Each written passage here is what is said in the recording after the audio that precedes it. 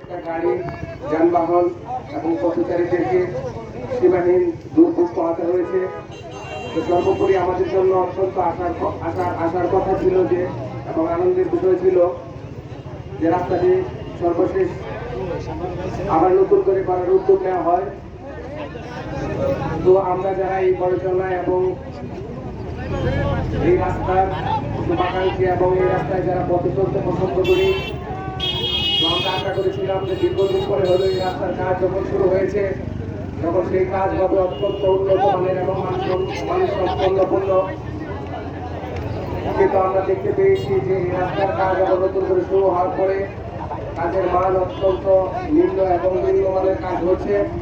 তো সেই নিম্নমানের কাজের ফলশ্রুতিতে আমাদের এই দেশে অবস্থানরত সংগ্রামী জনতা তথা বিদেশে অবস্থানরত আমার সংগ্রামী রেমিটেন্স যোদ্ধা ভাইয়েরা এর তীব্র নিন্দা এবং প্রতিবাদ জানালে এই উপপ্রকৌশলী আনিসুর রহমান অসংখ্য মন্তব্য করেন এবং এই জাতির বিবেক আমাদের প্রিয় সাংবাদিক ভাইদেরকে নিয়ে প্রযুক্তি করার প্রতিবাদে আজকের যে মানববন্ধন, সেই মানববন্ধন থেকে আমি একটি নিন্দা এবং প্রতিবাদ জানাচ্ছি।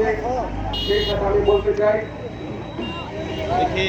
আমাদের সড়ক ও জলপথ বিভাগের ঊর্ধ্বতন কর্মকর্তা যারা রয়েছে, এই সংস্কার কাজের সাথে যারা কর্তা ব্যক্তি রয়েছে, তারা যেন এই ধরনের নিম্ন কাজ থেকে নিজেদেরকে বিরত রাখে এবং এই রাস্তার কাজ যেন সম্পূর্ণ গুণগত মান বজায় রেখে করে, সেই বিষয়টা আমি আশাবাদী। এবং আমি একটি কথা বলি, আমি আমার কথা শেষ করতে চাই। 2024-এর 5ই আগস্ট পরবর্তী এই বাংলাদেশে কোনো ঘুষখোর, কোনো চাঁদাবাজ, কোনো দুর্নীতিবাজ এবং কোনো অন্যায় অনিয়মকারী থাকতে পারবে না ইনশাআল্লাহ। এই বক্তব্যের মধ্য দিয়ে আমি আমার সংক্ষিপ্ত কথা এখানে শেষ করছি। সেই সাথে এই উপপ্রকৌশলী আনিসুর রহমানের দৃষ্টান্তমূলক শাস্তির দাবি জানিয়ে আমি আমার সংক্ষিপ্ত কথা এখানে শেষ করছি। আসসালামু আলাইকুম ওয়া রাহমাতুল্লাহ।